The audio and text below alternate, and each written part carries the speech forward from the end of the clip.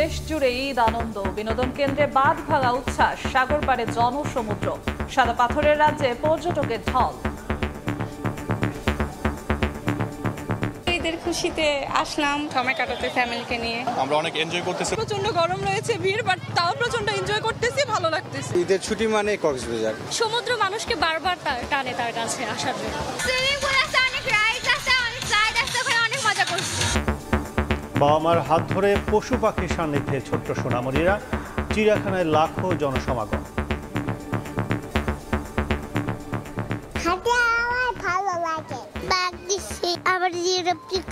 ভালো লেগেছে হচ্ছে বাঘটা, যখন দেখলাম এত সুন্দর, পরে আমরা বলছি আবার আসবো। পাখি দেখছি, তারপর বান্দর দেখছি। বাচ্চাদের মাঝে আসলে নিজেকেও বাচ্চা বাচ্চা মনে হয়। দেখছিলেন প্রধান শিরোনাম, রাতের সময়, সঙ্গে আছি আমি জিন্নাতারা যশোয়া এবং আমি কাজল আব্দুল্লাহ। এবং ভূমিকম্পে বিধ্বস্ত মিয়ানমারে এবার উদ্ধারকারী ও চিকিৎসক দল পাঠালো বাংলাদেশ, সঙ্গে গেল আরও 15 টন ত্রাণ। যে কোনো দেশের বিপদে পাশে থাকার প্রত্যয় সশস্ত্র বাহিনীর।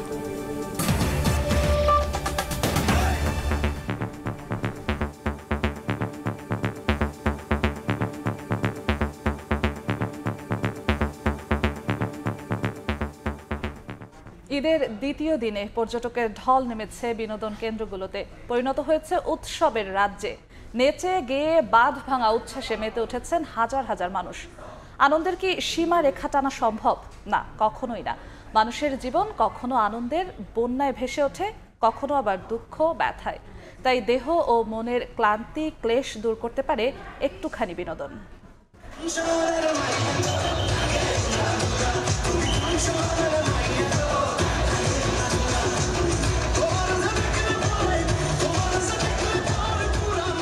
আনন্দের জোয়ারে ভাসছে গোটা দেশ, গান বাজনার তালে তালে নাচ, সঙ্গে জলকেলি।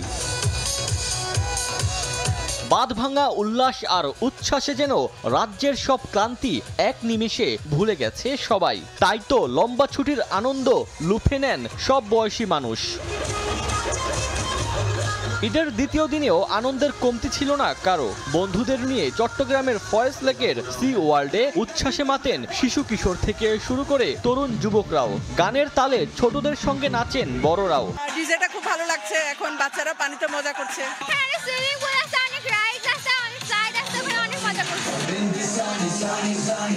শত ব্যস্ততার ভিড়ে ঈদ ছুটিতে আনন্দের মাত্রা দ্বিগুণ করে তোলে ফ্যান্টাসির ওয়াটার কিংডম। শিশু কিশোর কিংবা মধ্যবয়সীরা মিলেমিশে একাকার। ভ্যাবসা গরমে দেহ আর মনকে প্রশান্ত দিতে দীর্ঘ সময় জলকেলি। এছাড়া রাইডগুলোতে শিশুদের অংশগ্রহণ ছিল চোখে পড়ার মতো।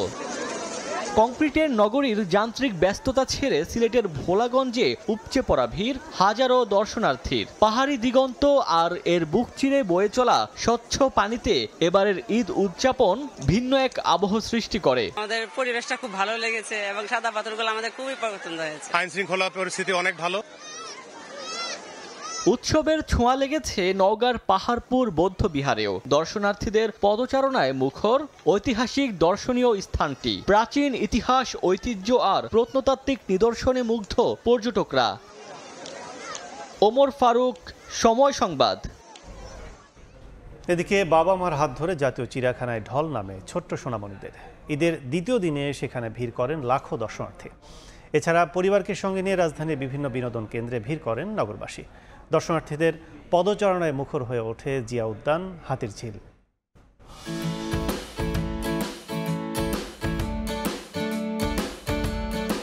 মঙ্গলবার ঈদের দ্বিতীয় দিন সকাল 9টায় খুলে দেওয়া হয় জাতীয় চিড়িয়াখানার প্রবেশদ্বার। এরপর থেকেই ছোট্ট সোনামণিদের সঙ্গে সঙ্গে বড়দের পদচারণাতেও মুখর হয়ে ওঠে অঙ্গন। ভালো লেগেছে হচ্ছে বাঘটা দেখতে একটু সুন্দর ছিল।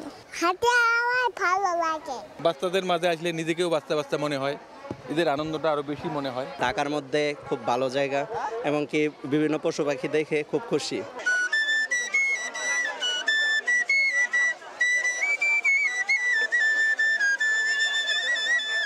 ঈদ উপলক্ষে রাজধানীর জিয়া উদ্যানও জমজমাট হয়ে ওঠে দর্শনার্থীদের ভিড়ে। পরিবারের ছোট্ট সদস্যটিকে নিয়ে অনেকেই এসেছেন ঈদ আনন্দ উপভোগ করতে। আমি আইবল চকলেট কিনেছি আর একটা হ্যালো কিটি বেলুন কিনেছি। গ্রামের বাড়িতে প্রতিবার ঈদ করে, এবার ঢাকা শহরে ঈদ করলাম, যে কি অনুভবটা এটা দেখার জন্য দৃশ্যটা দেখলাম। বাবা মার সাথে ঘুরতে এসে ভালো লাগছে। আমার ওয়াইফ, আমার শাশুড়ি মা, এদেরকে নিয়ে আমরা ঘুরতে আসছি। এদিন সন্ধ্যার পরেও বিভিন্ন বিনোদন কেন্দ্রগুলোতে ভিড় করেন নগরবাসী। হাতিরঝিলে লেকের ধারের বিভিন্ন স্পটে আনন্দময় সময় কাটান অনেকেই। পরিবারের সাথে আসা অনেকটাই ভালো লাগছে। এর আগের বারও এসেছিলাম, কিন্তু এই আগের বারে এত ভালো লাগেনি। তো বড় কথা আছে আমার মনে করেন যে বউ বাচ্চা নিয়ে আসছি, তাদের ভালো তো আমার ভালো, ঠিক আছে, ও ভালো লাগতেছে এই জন্য নিয়ে আসছি। ঈদকে কেন্দ্র করে বাড়ানো হয়েছে নিরাপত্তা ব্যবস্থা। দর্শনার্থীদের নিরাপত্তা নিশ্চিত করে বিনোদনের সুষ্ঠু পরিবেশ বজায় রাখার দিকে কড়া নজর আয়োজকদের। অন্তরা সেন, সময় সংবাদ, ঢাকা। এদিকে নীরবতা ভেঙেছে সাগর পাড়ে। ঈদের ছুটিতে এখন লোকে লোকারণ্য কক্সবাজার। সৈকতের শহর পরিণত হয়েছে উৎসবের নগরীতে। বাঁধ ভাঙা উচ্ছ্বাসে মেতেছেন পর্যটকরা। মোহাম্মদ ফরাজের ক্যামেরায় বিস্তারিত জানাচ্ছেন সুজাউদ্দিন রুবেল। তপ্ত রোদ, এর পরনে কোনো ক্লান্তি। সাগর পাড়ে হাজার হাজার মানুষ। ঈদের ছুটিতে আবারও ঢল নেমেছে কক্সবাজার সমুদ্র সৈকতে। তীব্র ঢেউয়ের সঙ্গে মিতালি মেতে উঠেছেন পর্যটকরা। টিউব নিয়ে গা ভাসিয়ে প্রশান্তি নিচ্ছেন তারা। আর যেহেতু ছুটি আছে সেজন্য আসলাম সময় কাটাতে ফ্যামিলিকে নিয়ে। আনন্দের মধ্যে গরমটা আসলে কিছুই না, আমরা অনেক এনজয় করতেছি। লম্বা ছুটি বা বিশেষ দিনে ভ্রমণ পিপাসুদের বরাবরই পছন্দের জায়গা এই সাগর পাড়। ঈদের ছুটি মানে কক্সবাজার। সমুদ্র মানুষকে বারবার টানে তার কাছে আসার জন্য। পর্যটকদের সমুদ্র স্নানে 3 স্তরের নিরাপত্তা ব্যবস্থা নেওয়া হয়েছে বলে জানিয়েছে লাইফগার্ড সংস্থা। লাইফগার্ড সার্ভিসের জায়গা যদি গোসল করা অবশ্যই তার নিরাপদ থাকবে। ঈদের টানা ছুটিতে কক্সবাজারে 5 থেকে 7 লাখ পর্যটক সমাগমের আশা করছেন সংশ্লিষ্টরা। সুজাউদ্দিন রুবেল, সময় সংবাদ, কক্সবাজার। দলকে সংগঠিত করার পাশাপাশি জনগণের সঙ্গে সম্পৃক্ততা বাড়াচ্ছে বিএনপি। ঠাকুরগাঁয়ে মির্জা ফখরুল বলেছেন, ঐকমত্যের ভিত্তিতে হবে আগামীর জাতীয় নির্বাচন। এদিন চট্টগ্রামে দলটির স্থায়ী কমিটির সদস্য আমির খসরু মাহমুদ চৌধুরী বলেন, দেশে নির্বাচনের উৎসব মুখর পরিবেশ তৈরি হয়েছে। ভোট দিয়ে তাদের পছন্দের প্রতিনিধি নির্বাচন করার জন্য অপেক্ষা করছে মানুষ।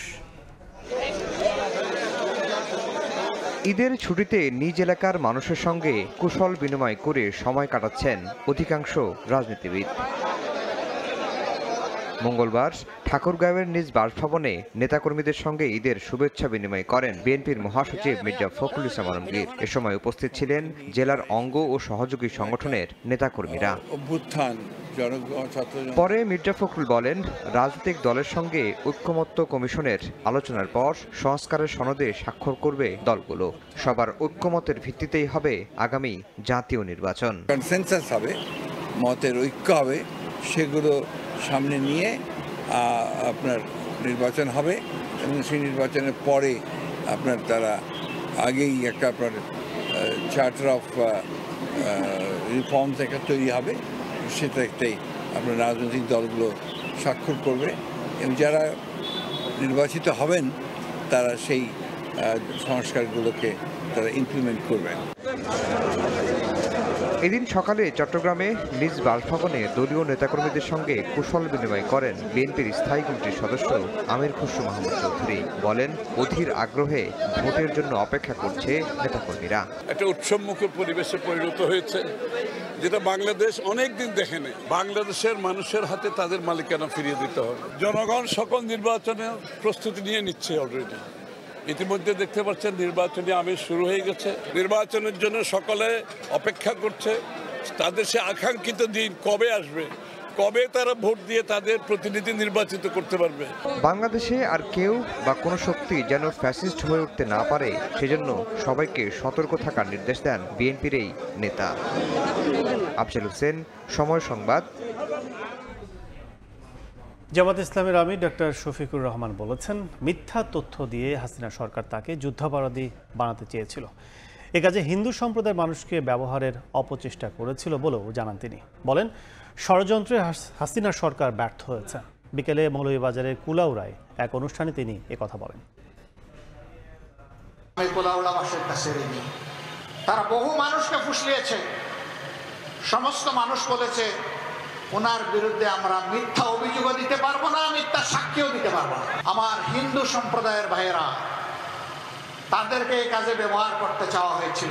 তারা বলেছে ওনাকে কোনোদিন কোনো মানুষের ক্ষতি করতে দেখি নাই, আমাদের লোক হত্যা করার কোনো প্রশ্নই উঠে না। এরপরে জায়গা বদল করে আরেক জায়গায় চলে গেছে, যেটা 23 মাইল দূরে। আল্লাহ রাব্বুল আলামিন সেটাও ব্যক্ত করে দিয়েছেন। গুম খুন শেখ হাসিনার রাজনৈতিক সিদ্ধান্ত ছিল বলে মন্তব্য করেছেন তথ্য উপদেষ্টা মাহফুজ আলম। বিকেলে শাহিনবাগে বিএনপি নেতা সাজিদুল ইসলাম সুমনের বাড়িতে গুম হওয়া পরিবারগুলোর স্বজনদের সঙ্গে ঈদ শুভেচ্ছা বিনিময় অনুষ্ঠানে কথা বলেন তিনি। এ সময় উপদেষ্টা বলেন, বিরোধী দলের নেতাকর্মীদের অনেককেই গুম করে ভারতে পাচার করে দেওয়া হয়। সেই ভারত থেকে এখন ষড়যন্ত্র করছেন শেখ হাসিনা। এবারেও আওয়ামী লীগকে রাজনৈতিকভাবে আর কখনো দাঁড়াতে দেয়া হবে না উল্লেখ করে তিনি বলেন, গুমের রাজনীতি যেন আর কেউ না করতে পারে সেই ব্যবস্থা নেওয়া হবে। সরকারের উদ্যোগ চলমান আছে, সরকার হয়তো উদ্যোগ নিতে পারে, কিন্তু এটার সংখ্যা এত বেশি, অধিকাংশ ফ্যামিলি আসলে কাউকে খুঁজে পায় না। তো এটা আসলে আমরা যেটা দেখেছি যে গুম কমিশন বলেছে যে অনেকে গুম করে ভারতে পাঠিয়ে দেওয়া হয়েছে, অনেককে এখানে ওরা এখানেই ছিল না, ওরা আসলে কেউ কেউ ভারতের কারাগারে ছিল। আমরা আমাদের ফরেন মিনিস্ট্রি থেকে তথ্য নিয়েছি, ওখানে কারাগারে অনেকেই ছিলেন যে যারা ওখানে এখান থেকে তাদেরকে পাচার করে দেওয়া হয়েছে ভারতে। ডাকসুর সভাপতি পদে উপাচার্যের পরিবর্তে শিক্ষার্থীদের নির্বাচিত প্রতিনিধি থাকতে হবে। ছাত্র সংগঠনগুলো এমন প্রস্তাব দিলেও সংশোধিত গঠনতন্ত্রে উপাচার্যকেই ডাকসুর সভাপতি রাখা হয়েছে। তবে এখন থেকে সিদ্ধান্ত বাস্তবায়নে উপাচার্যকে নিতে হবে সিন্ডিকেটের অনুমোদন। এই সংশোধনকে ইতিবাচক দাবি করে দ্রুত নির্বাচনের দাবি ছাত্র শিবির ও গণতান্ত্রিক ছাত্র সংসদের। আর এই সংস্কারে ছাত্রদের প্রতিনিধিত্ব নিশ্চিত হবে না দাবি করে ছাত্রদল বলছে এখনো নির্বাচনের পরিবেশ তৈরি হয়নি। শাকির আহমেদের রিপোর্ট। 2019 সালের পর ঢাকা বিশ্ববিদ্যালয় কেন্দ্রীয় ছাত্র সংসদ বা ডাকসু অকার্যকর থাকায় বিশ্ববিদ্যালয়ের সিদ্ধান্ত গ্রহণ প্রক্রিয়ায় উপেক্ষিত শিক্ষার্থীদের স্বার্থ। ছাত্র জনতার গণ অভ্যুত্থানের পর থেকে সাধারণ শিক্ষার্থী ও ক্যাম্পাসে ক্রিয়াশীল সব ছাত্র সংগঠনের পক্ষ থেকে নির্বাচনের দাবি উঠেছে। এ লক্ষ্যে ছাত্র সংগঠনের কাছ থেকে প্রস্তাবনা নিয়ে গঠনতন্ত্রের খসড়া চূড়ান্ত করেছে বিশ্ববিদ্যালয় প্রশাসন। সভাপতি পদে উপাচার্যের পরিবর্তে শিক্ষার্থীদের নির্বাচিত প্রতিনিধি রাখার প্রস্তাব দিয়েছিল বেশিরভাগ ছাত্র সংগঠন। সে দাবির প্রতিফলন হয়নি সংশোধিত খসড়া গঠনতন্ত্রে। সভাপতি মোটামুটি একক ছিল ভেঙে দেওয়ার ডাকসু ইত্যাদি, কিন্তু আমরা এই ক্ষমতাটা সভাপতি থাকার প্রয়োজন আছে, কিন্তু আমরা মনে করছি একচ্ছত্র থাকা উচিত না। সেজন্য আমরা ওখানে করেছি ওনার এই কর্তৃত্বের সিন্ডিকেটের সুপারিশ ছাড়া এটা করতে পারবেন না, সেটা আমরা রেখেছি। দাবি পুরোপুরি পূরণ না হলেও উপাচার্যের ক্ষমতায় ভারসাম্য আনাকে ইতিবাচক হিসেবে দেখছে বাংলাদেশ গণতান্ত্রিক ছাত্র সংসদ ও ইসলামী ছাত্র শিবির। অ্যাটলিস্ট আমাদের যে সংস্কার প্রস্তাবনা ডাকসুর দিকে আমরা এক পদক্ষেপ এগিয়েছি, এটাকে আমি পজিটিভলি দেখি এবং এটাকে আমি সাধুবাদ জানাই। ডাকসু নির্বাচন বাস্তবায়ন করার জন্য অবশ্যই আনুষ্ঠানিক ডেডলাইন প্রয়োজন। তবে গঠনতন্ত্রের এই সংস্কারে শিক্ষার্থীদের প্রতিনিধিত্ব নিশ্চিত হবে না বলে মনে করে জাতীয়তাবাদী ছাত্রদল। এই সংস্কারের মধ্য দিয়ে শিক্ষার্থীদের পরিপূর্ণ যে প্রতিনিধিত্ব সেটি নিশ্চিত হয় না। ডাকসু নির্বাচন খুবই সেন্সিটিভ একটা বিষয় এবং এটাকে কেন্দ্র করে বাংলাদেশে যে কোনো ধরনের ষড়যন্ত্র কিন্তু হতে পারে আমরা মনে করি। এখন এই পরিবেশটা নিশ্চিত করার দায়িত্ব বিশ্ববিদ্যালয় প্রশাসনের। এপ্রিলের মধ্যেই গঠনতন্ত্র ও আচরণবিধি সিন্ডিকেটে চূড়ান্ত হওয়ার কথা রয়েছে। এরপর প্রধান নির্বাচন কমিশনার নিয়োগের মাধ্যমে নির্বাচনের পথে অগ্রসর হতে চায় বিশ্ববিদ্যালয় প্রশাসন। নির্বাচন কমিশন নিয়োগ হবে, নির্বাচন কমিশনার তার শিডিউল ঘোষণা করবেন, তার আগে হয়তো ভোটার তালিকার জন্য হলগুলোতে বলবেন। অংশীজনের সঙ্গে আলোচনার মাধ্যমে নির্বাচনের সুষ্ঠু পরিবেশ নিশ্চিত করা সহ সব চ্যালেঞ্জ থেকে উত্তরণের আশা কর্তৃপক্ষের। কিভাবে আমরা পরিবেশটাকে আরো ঠিক করতে পারি তাদের মতামতটা আমরা নিব। শাকির আহমেদ, সময় সংবাদ, ঢাকা। ঈদের দ্বিতীয় দিনও বাস টার্মিনাল ও রেল স্টেশনে ঘরমুখী মানুষের ভিড়। লম্বা ছুটিতে ঢাকা ছাড়ছেন অনেকে। যাত্রীদের অভিযোগ, দীর্ঘক্ষণ অপেক্ষার পরও মিলছে না কাঙ্ক্ষিত টিকিট। ঈদের পরদিনও মহাখালী বাস টার্মিনালে বাড়ি ফেরা মানুষের চাপ। ঢাকার আশপাশের জেলার রুটগুলোতেই বেশি ভিড়। এছাড়া পরিবার নিয়ে বেড়াতে বের হয়েছেন অনেকে। যাত্রীরা জানান, ভোগান্তি এড়াতে ঈদের আগে বাড়ি যাননি তারা, যদিও সেই দুর্ভোগ এখনো রয়েই গেছে। দীর্ঘক্ষণ অপেক্ষার পরও মিলছে না কাঙ্ক্ষিত টিকিট। রাস্তা ফাঁকা থাকে, ম্যাক্সিমাম মানুষজনই তো ঈদের আগেই চলে যায়, তো এই কারণে আর কি, এই কারণেই আসে আর কি ঈদের পর দিনই। প্রচুর যাত্রী, সেই তুলনায় গাড়ি খুবই কম। আমাদের হয়তো 2.5 ঘন্টার যাত্রা ময়মনসিংহে, কিন্তু কতক্ষণ লাগবে টিকিট করা সহ আল্লাহ মাবুদ জানে। সিট পাচ্ছি না, কোনো গাড়ি আমাকে উঠাচ্ছে না, এবং যে লাইন, আমি লাইনে দেখলাম 2 ঘন্টা লাগবে টিকিট পাইতে। এখন দেখি ঈদের আগে গেলেই ভালো হতো, ঈদের পরের থেকে আজকের বেশি গ্যাঞ্জাম হতো। একই চিত্র দেখা গেছে কমলাপুর রেল স্টেশনেও। আন্তনগর ট্রেনে যাত্রা স্বাভাবিক থাকলেও কমিউটার ট্রেনের টিকিট হয়ে ওঠে সোনার হরিণ। তাই স্বল্প দূরত্বের অনেক যাত্রীকে বাড়তি টাকা গুনে যেতে হচ্ছে আন্তনগর ট্রেনে। এখানেও মিলছে না কাঙ্ক্ষিত গন্তব্যের টিকিট। 2টার বেশি সিট দিচ্ছে না। অনেক জায়গায় সিট থাকলেও আমার সাথের লোক অনেকে সিট পাইতেছে না। সিট কেন থাকবে না? কারণ আমরা তো দাঁড়াইছি 200-300, একটা গাড়িতে তো লোক যাইলো 1500 লোক। খুলনাতে টিকিট আছে, কিন্তু রাজবাড়ী, খোকসা, কুষ্টিয়াতে টিকিট নাই। আমরা যাচ্ছি সিরাজগঞ্জ, সদরনন্দপুর, আমাদের টিকিট কিনতে বাধ্য করা হইতেছে এলাকা চাঁপাইনবাবগঞ্জ টিকিট। ঈদের পরে বাড়ি যাচ্ছি, এরপরও সিট ছাড়ার টিকিট, মানে একটা আফসোসের একটা বিষয়। ছোট ছোট বাস চালিয়ে কতক্ষণ দাঁড়াইতে পারে। রেলওয়ে কর্তৃপক্ষ জানিয়েছে, ঈদের পরদিন পর্যাপ্ত ট্রেনের শিডিউল না থাকায় যাত্রী অনুযায়ী দেয়া যাচ্ছে না টিকিট। তবে রেলযাত্রা স্বাভাবিক হবে বুধবার থেকে। আবু সাইদ নিশান, সময় সংবাদ, ঢাকা। ভূমিকম্পে ক্ষতিগ্রস্তদের সহায়তায় 55 সদস্যের উদ্ধারকারী ও চিকিৎসক সহায়তাকারী 2টি দল মিয়ানমারের উদ্দেশ্যে রওনা হয়েছে। সকালে ঢাকা সেনানিবাসে বিমান বাহিনী ঘাঁটি কুর্মিটলা থেকে দল 2টি রওনা করে। একই সঙ্গে পাঠানো হয়েছে আরও 15 টন ত্রাণ সামগ্রী। সশস্ত্র বাহিনী বিভাগের অপারেশনস ও প্ল্যানিং পরিদপ্তর জানিয়েছে, 2টি দলই 15 দিনের জন্য যাচ্ছে। পরিস্থিতি বিবেচনায় অবস্থানের সময় বাড়ানো হতে পারে। এমন ভয়াবহ দুর্যোগে মিয়ানমারের পাশে দাঁড়িয়েছে বাংলাদেশ। প্রধান উপদেষ্টার নির্দেশে সশস্ত্র বাহিনীর পক্ষ থেকে 16.5 টন ত্রাণ পাঠানো হয়। এবার মিয়ানমারে পাঠানো হলো 34 সদস্যের উদ্ধারকারী ও 21 সদস্যের চিকিৎসা সহায়তাকারী 2টি দল। একই সঙ্গে পাঠানো হয়েছে আরও 15 টন ত্রাণ সামগ্রী। মঙ্গলবার সকালে ঢাকা সেনানিবাসের বিমান বাহিনী ঘাঁটি থেকে সেনাবাহিনী ও বিমান বাহিনীর 3টি বিমানে উদ্ধারকারী দল ও ত্রাণ সামগ্রী পাঠানো হয়। আমরা এখন পর্যন্ত যে অ্যাসেসমেন্ট গ্রাউন্ড থেকে পেয়েছি, আমাদের যে উদ্ধারকারী এবং চিকিৎসক দল যাচ্ছে, এটা সাফিসিয়েন্ট হওয়ার কথা। যদি আরও প্রয়োজন হয়, আমাদের ওখানে আমাদের দূতাবাস রয়েছে, আমাদের ওখানে ডিফেন্স অ্যাটাচে, উনি আমাদের দলের সাথে থাকবেন। যদি আমাদের প্রয়োজন হয়, আমরা সেটার জন্য প্রস্তুত রয়েছি। পর্যাপ্ত ত্রাণ মজুদ আছে জানিয়ে প্রয়োজন হলে আবারও পাঠানো হবে বলে জানিয়েছে সশস্ত্র বাহিনী। নৌবাহিনীর একটা জাহাজ যেতে পারে। যদি নৌবাহিনী জাহাজ আমরা প্রেরণ করতে পারি, তাহলে আমাদের এই যে প্রবলেমটা বিমানের মাধ্যমে ক্লিয়ার করো, তাহলে এটা আমরা অনেকাংশে লাঘব করতে পারবো। সেই ক্ষেত্রে আমাদের কাছে যে ত্রাণ সামগ্রী এখন আমাদের হাতে রয়েছে এই মুহূর্তে, আজও যেটা আমরা প্রেরণ করতে পারছি না, সেটা হয়তো আমরা প্রেরণ করতে পারবো। যে কোনো দেশের বিপদে পাশে থাকতে সশস্ত্র বাহিনী সবসময় প্রস্তুত আছে বলেও জানানো হয় সংবাদ সম্মেলনে। মাসুদুর রহমান, সময় সংবাদ, ঢাকা। এবার বাণিজ্যের সংবাদ।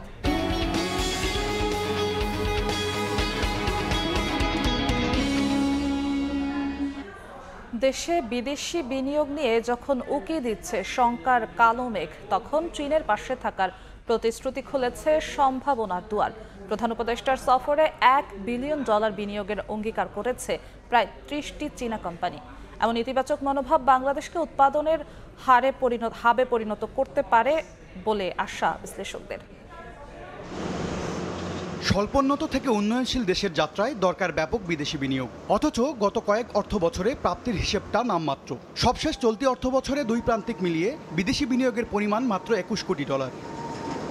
এমন বাস্তবতায় চীন সফরে যান প্রধান উপদেষ্টা ডক্টর মোহাম্মদ ইউনূস। শীর্ষ চীনা কোম্পানির প্রতিনিধিদের নিয়ে বৈঠক করেন তিনি। বাংলাদেশ ব্যবসার জন্য কতটা উন্মুক্ত তা তুলে ধরা হয় এই বৈঠকে। আমরা আশা করছি চাইনিজ ইনভেস্টমেন্ট অনেক ম্যাসিভলি বাংলাদেশে আসবে। চীন সরকার ও চীনা কোম্পানিগুলোর কাছ থেকে $2.1 বিলিয়ন বিনিয়োগ, ঋণ ও অনুদানের প্রতিশ্রুতি পেয়েছে বাংলাদেশ। প্রেস সচিব জানান, বাংলাদেশে বিনিয়োগে চীনা উদ্যোক্তাদের উৎসাহিত করার আশ্বাস দিয়েছেন প্রেসিডেন্ট শি জিনপিং। বিনিয়োগের সহায়ক পরিবেশ, এটি যদি একটা বার্তা দেয়া যেতে বাইরে বাইরে, তাহলে দেখা যাবে চীনের বাইরেও কিন্তু জাপান আছে বা অন্যান্য যে সমস্ত দেশগুলো আছে তারাও কিন্তু বাংলাদেশে বিনিয়োগে আগ্রহী হবে। দেশীয় উদ্যোক্তারা বলছেন চীনা বিনিয়োগে দ্রুতই বাড়বে কর্মসংস্থান, তবে অর্থনীতিতে কতটা প্রভাব পড়বে তা জানতে সময় লাগবে। ব্যাপারটা যদি এরকম হয় যে 100% র মেটেরিয়াল বাইরে থেকে আসছে, বাংলাদেশে প্রসেসড হচ্ছে এবং এটা আবার বাইরে চলে যাচ্ছে এবং ট্যাক্স ওয়েভারের কারণে আসলে ট্যাক্সও আয় হচ্ছে না, শুধুমাত্র তারা যখন মজুরি দিচ্ছেন কিংবা তাদের ম্যানেজমেন্টকে যখন স্যালারি দিচ্ছেন বাংলাদেশে,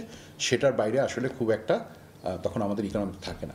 চীনা বিনিয়োগে বাংলাদেশে উৎপাদিত পণ্য রপ্তানি বাজারে সহজে পৌঁছে দিতে মোংলা বন্দরের সক্ষমতা বাড়াতেও ঋণ দিচ্ছে বেইজিং। MS আরিফিন, সময় সংবাদ, ঢাকা। ঈদ আনন্দ ম্লান সাতক্ষীরাবাসীর। বেড়িবাঁধ ভেঙে পানিতে ডুবে গেছে গ্রামের পর গ্রাম। এছাড়া নতুন করে প্লাবিত হয়েছে আরও 5টি গ্রাম। এরই মধ্যে 3 শতাধিক বাঁধের ঘের ভেসে গেছে। বাসিন্দারা বলছেন বাঁধ মেরামত না হলে আরও 20টি গ্রাম প্লাবিত হওয়ার আশঙ্কা রয়েছে। ভেঙেছে বেড়িবাঁধ, হুহু করে পানি ঢুকছে জনপদে। সাতক্ষীরার আশাশুনি উপজেলার বিছট গ্রামে সোমবার সকালে খোলপেটুয়া নদীর বেড়িবাঁধের 150 ফুট অংশ জোয়ারের পানির চাপে ভেঙে যায়। প্রথম দিন 9টি গ্রাম ও দ্বিতীয় দিনে নতুন করে 5টি গ্রাম প্লাবিত হয়। 2 দিনের মধ্যে বাঁধ সংস্কার না করলে আশেপাশের 2টি ইউনিয়নের 15 থেকে 20টি গ্রাম প্লাবিত হওয়ার আশঙ্কা রয়েছে বলে জানান স্থানীয়রা। এরই মধ্যে 3 শতাধিক মাছের ঘের ভেসে গেছে, ডুবে গেছে শত শত একর ফসলি জমি। বাড়িঘরে পানি প্রবেশ করায় বেড়েছে ভোগান্তি। আমাদের গাছপালা, বাড়ি ঘর সব ডুবে রয়েছে পানির মধ্যে। আমাদের বাড়ির উঠোনে হাঁটু সমান পানি। বহু লোকজন এখানে বাঁধ দেওয়ার জন্য চেষ্টা করেছিলাম, কিন্তু সেই বাঁধটা দেওয়ার পরে আবার বাঁধটা ছুটে চলে গেছে। এখানে হাজার হাজার বিঘা মৎস্য চাষীদের এবং ধান চাষীদের ক্ষয়ক্ষতি হয়েছে। এই বাঁধটা আমরা রিংটা কমপ্লিট করেছিলাম, কিন্তু এখন জোয়ারের পানিতে ভেসে গেল। আমাদের এখানে দরকার পর্যাপ্ত বলগেট, কিন্তু আমরা রাতারাতি ইনশাল্লাহ 6টা 7টা বলগেট কাছে পেয়ে যাব। ঘটনাস্থল পরিদর্শন করেছেন পানি উন্নয়ন বোর্ডের প্রতিনিধি দল। এ সময় তাৎক্ষণিক ব্যবস্থা হিসেবে জিআই টিউব দিয়ে পানি প্রবাহ বন্ধ করার কথা জানান নির্বাহী প্রকৌশলী। আমরা চেষ্টা করতেছি যে ভেতর দিক দিয়ে পানি যাতে না ঢুকতে পারে প্রকল্প এলাকায়, আমরা জিও টিউব দিয়ে বেড়িবাঁধ করে দিচ্ছি এবং আমরা মাটি দিয়ে পার্মানেন্ট বাঁধও করে দিব। ঘটনাস্থল পরিদর্শন করেছেন জেলা প্রশাসক, সেনাবাহিনী ও কোস্ট গার্ডের সদস্যরা। সময় সংবাদ, সাতক্ষীরা।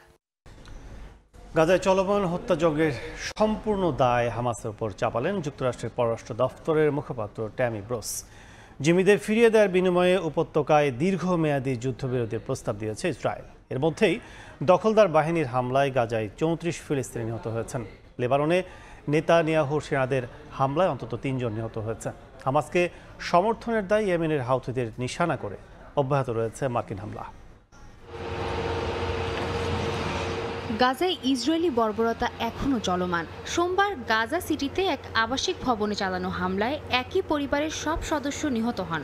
গাজার দক্ষিণাঞ্চলে ইসরায়েলি আগ্রাসনের মুখে নিহত হন এক সাংবাদিক ও তার পরিবার। তবুও অঞ্চলটিতে চলমান যাবতীয় হামলার পিছনে হামাস দায়ী বলে মন্তব্য করেছেন মার্কিন পররাষ্ট্র দপ্তরের মুখপাত্র ট্যামি ব্রুস।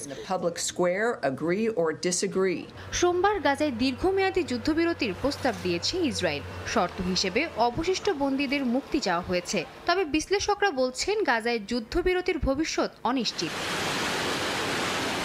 গাজার পাশাপাশি লেবাননেও হামলা চালাচ্ছে ইসরায়েলি সেনারা। রাজধানী বৈরুতে চালানো হামলায় প্রতিনিয়ত বাড়ছে মৃতের সংখ্যা। বাদ যায়নি ইয়েমেনও। গাজাবাসীর সমর্থনে তাদের পাশে এসে দাঁড়ানোয় ইরান সমর্থিত ইয়েমেনের হাউথিদের লক্ষ্য করে হামলা চালিয়ে যাচ্ছে মার্কিন সেনারা।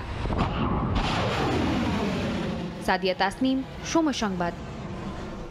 টানা কয়েক ঘন্টা অভিযান চালিয়ে ভূমিকম্পে বিপর্যস্ত মিয়ানমারের ধ্বংসস্তূপ থেকে 6 জনকে জীবিত উদ্ধার করা হয়েছে। এখন পর্যন্ত ভয়াবহ এই বিপর্যয়ের কবলে পড়ে মৃতের সংখ্যা ছাড়িয়েছে 2700, আহত প্রায় 4000। নিহতদের মধ্যে অন্তত 700 মুসলিম বলে জানিয়েছে গণমাধ্যম ইরাবতী। 6.8 মাত্রার শক্তিশালী ভূমিকম্পে বিধ্বস্ত মিয়ানমার। ক্ষতিগ্রস্ত হয়েছে ঘরবাড়ি, ব্যবসা প্রতিষ্ঠান, বাদ যায়নি ধর্মীয় স্থাপনাও। দেশটির বহু ঐতিহাসিক মসজিদ ক্ষতিগ্রস্ত হয়েছে। বিশেষ করে মান্দালায় ও সাংহাই শহরে অন্তত 60টি মসজিদ ধ্বংসযজ্ঞে পরিণত হয়েছে। মুসলিম সম্প্রদায়ের মতে প্রকৃত সংখ্যা আরও বেশি হতে পারে, কারণ অনেক এলাকায় এখনও যোগাযোগ ব্যবস্থা পুনরুদ্ধার করা যায়নি। এক প্রতিবেদনে ইরাবতী বলছে, মসজিদ ধসের ঘটনায় অন্তত 700 মুসলিম নিহত হয়েছেন। বিশেষ করে শুক্রবার জুমার নামাজের সময় মসজিদে মুসল্লিদের উপস্থিতি বেশি থাকায় মৃত্যুর হার বেড়েছে। মান্দালয় মসজিদে ধ্বংসস্তূপের নিচে এখনও অনেকে আটকা পড়ে থাকায় বাড়তে পারে মৃতের সংখ্যা বলে আশঙ্কা করা হচ্ছে। স্থানীয় মুসলিমরা বলছেন, পুরানো মসজিদ সংস্কারের অনুমতি বহু বছর ধরে দেয়া হয়নি। সেনা সমর্থিত উগ্র জাতীয়তাবাদী সংগঠনগুলো মসজিদ বিরোধী মনোভাব ছড়িয়েছে, ফলে সরকারের পক্ষ থেকে সংস্কারের কোনো উদ্যোগ নেওয়া হয়নি। যুক্তরাষ্ট্রের পররাষ্ট্র দপ্তর 2017 সালে সতর্ক করেছিল, মিয়ানমারের ঐতিহাসিক মসজিদগুলো রক্ষণাবেক্ষণের সুযোগ না পাওয়ায় ধ্বংসের মুখে পড়তে পারে। তবে সরকারের উপেক্ষার কারণে মুসলিম স্থাপনাগুলো অবশেষে প্রাকৃতিক দুর্যোগেই ধসে পড়ল। রাহানুল রানা, সময় সংবাদ। 2027 সালে নয়, 2026 সালেই অস্ট্রেলিয়া সফর করবে বাংলাদেশ ক্রিকেট দল। 1 বছর এগিয়ে আনা হয়েছে টাইগারদের অস্ট্রেলিয়া সফর। দীর্ঘ 17 বছরের অপেক্ষার অবসান ঘটতে যাচ্ছে শান্তদের। মূলত 2027 সালে টেস্ট ক্রিকেটের 150 বছর পূর্তি উপলক্ষে অজিতের ব্যস্ততার কারণে এগিয়ে আনা হয়েছে বাংলাদেশের সঙ্গে তাদের সফর। ক্রিকেট বিশ্বে কুলীন সম্প্রদায় অস্ট্রেলিয়া। অন্য প্রায় সব দেশে সিরিজ খেলার আমন্ত্রণ পেলেও টাইগারদের খুব একটা সুযোগ মেলে না ক্যাঙ্গারুদের দেশে সফরের। এখন পর্যন্ত মাত্র একবারই দ্বিপাক্ষিক সিরিজে অজি ভূমিতে সফর করেছিল বাংলাদেশ, সেটাও 2003 সালে। সবশেষ এফটিপিতে বাংলাদেশের সুযোগ তৈরি হয়েছে আরও একবার অস্ট্রেলিয়া সফরের। গেল এফটিপি অনুযায়ী 2027 সালে অজি ভূমিতে সফরের তারিখ নির্ধারণ করা হয়েছিল, তবে সেই সূচিও পরিবর্তন আসতে যাচ্ছে। না বাতিল করা হচ্ছে না, বরং এগিয়ে আনা হচ্ছে সেই সফর। 2027 সালের পরিবর্তে 2026 সালে অস্ট্রেলিয়া সফর করবে বাংলাদেশ ক্রিকেট দল। তবে কোন কোন ফরম্যাটে সিরিজ হবে তা এখনও নির্ধারিত হয়নি। তার আগেই পরিবর্তন হয়েছে সিরিজের সূচিতে। মূলত অজিদের সুবিধার জন্যই এই পরিবর্তন এনেছে স্বাগতিকরা। 2027 সাল ব্যস্ততার মধ্য দিয়ে পার করবে অজিরা। তাছাড়া 2027 সালে টেস্ট ক্রিকেটের 150 বছর পূর্তি। ঐতিহাসিক দিবস উপলক্ষে একটি টেস্ট ম্যাচ খেলবে ইংল্যান্ড ও অস্ট্রেলিয়া। সেই ম্যাচ ঘটা করেই আয়োজন করবে অজিরা, যার জন্য এগিয়ে আনা হয়েছে বাংলাদেশের সফরকে। 2026 সালের আগস্ট মাসে অনুষ্ঠিত হবে সিরিজটি। ম্যাচগুলো অনুষ্ঠিত হবে অস্ট্রেলিয়ার নর্দার্ন টেরিটরিতে। এর আগে 2003 সালে এখানেই সিরিজ খেলেছিল লাল সবুজের প্রতিনিধিরা। তারেক হাসান শিমুল, সময় সংবাদ। কোপা দেল রের ফাইনাল নিশ্চিতের মিশনে আজ মাঠে নামবে রিয়াল মাদ্রিদ। ফিরতি লেগে রিয়াল সোসিয়াদের মুখোমুখি হবে লস ব্লাঙ্কোস। ম্যাচ শুরু হবে বাংলাদেশ সময় রাত 1টায়। প্রতিপক্ষের মাঠে প্রথম লেগে এনরিকে নৈপুণ্যে 1-0 গোলের জয় পায় রিয়াল মাদ্রিদ। দ্বিতীয় লেগে সান্তিয়াগো বার্নাব্যুতে মুখোমুখি হবে দুদল। এ মাঠে বেশ চাপেই থাকবে সোসিয়াদা। পরিসংখ্যানও বলছে লস ব্লাঙ্কোসের পক্ষে। দুদলের 66 বারের মুখোমুখি দেখায় 35 জয় পেয়েছে রিয়াল, আর 13 ম্যাচ হয়েছে ড্র। এছাড়া সবশেষ 4 ম্যাচে রিয়ালের বিপক্ষে কোনো জয়ের স্বাদ পায়নি তারা। যদিও তার আগের ম্যাচে এই সান্তিয়াগো বার্নাব্যুতেই অ্যানচেলত্তি বাহিনীকে 2-0 গোলে হারিয়েছিল রিয়াল সোসিয়াদা। এ পর্যায়ে শীর্ষ সংবাদ জানিয়ে দিচ্ছি আরেকবার।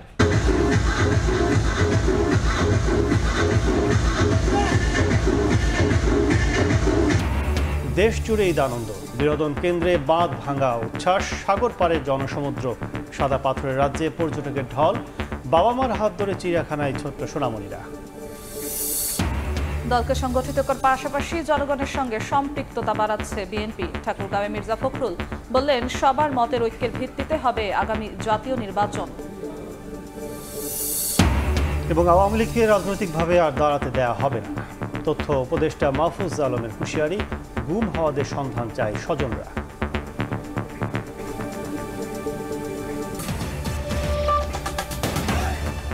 এই ছিল রাতের সময়। সঙ্গে থাকুন সময়ের।